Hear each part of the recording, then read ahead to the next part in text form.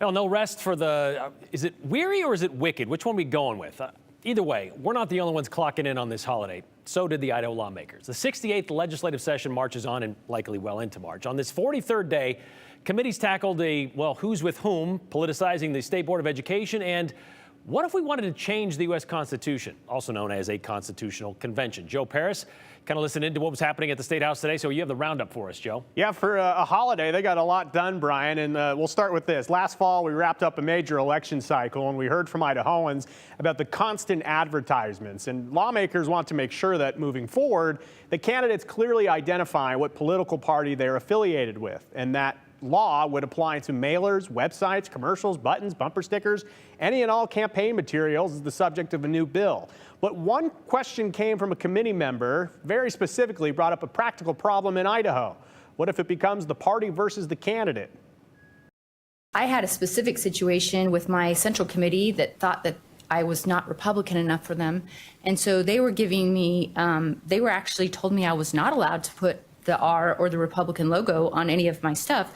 So although it was on my signs that had been printed from a previous election, how do we address that? Because the party is a private party is what I've been told. So the answer to that question for the bill sponsor is if you're a Republican, you say you're a Republican, but we'll see if that would really stand up. Legislation was printed by committee. Public hearing comes next. Another idea printed and moving forward today, a call to essentially make the State Board of Education an elected position. As it stands right now, 7 of the 8 voting members are appointed by the governor for terms of 5 years. The 8th member is the state superintendent of public instruction. The bill sponsor argues that the current format is unfair to the people of Idaho based on representation. 5 of the 7 members of the State Board of Education elected by district. We would divide the state into 5 districts, and people would run for those positions. 3 of the current members are from the Boise area, and there's 1 member from North Idaho. So we're looking to, across the state, have representation from each of the districts. Counter-argument being that there is a more population centered in the Boise area. But finally, an annual tradition of sorts at the State House actually wrapped up a short time ago, about 3 hours of public testimony and debate on calling a convention of states under Article 5 of the U.S. Constitution, a way to open up the Constitution to make some edits. Article 5 of the United States Constitution, it allows states to call for a constitutional convention if 2/3 of state legislatures, 34 states, apply for one. 19 states are actively signed on through state legislative action going back to 2014 when Georgia re-kicked off the current effort.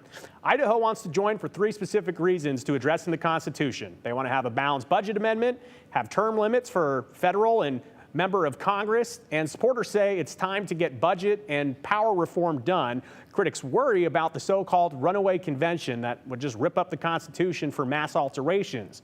Others worry the process won't go as proponents hope it will.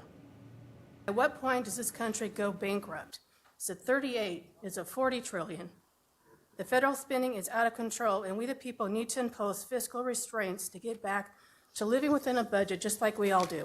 We're not going to solve this problem at the ballot box.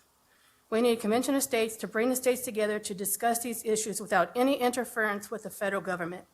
This is nothing more than a fantasy wish list of what Idaho hopes that a convention, how it would be run. One state, one vote is not noted anywhere in the Constitution or anywhere else. It's a wish list. And this is what's sold to the smaller states for the smaller states to feel that they will have the same power as the larger states will have. After several rounds of technicalities and motions and votes, the final word is that by 8 to 7, the committee passed the idea with the do-pass recommendation to the full House. Brian, it was interesting following this toward the end of it, where there was a lot of different ideas about how to advance it forward. This is something that has advanced in the State House previously out of committee, but has not cleared a full body. Yeah, I mean, it is a representative government, not the one person, one state, one vote kind of thing. And so that kind of flies in the face of that. There has never been a constitutional convention other than that original one. So we'll see how far this one goes. I have a question for you.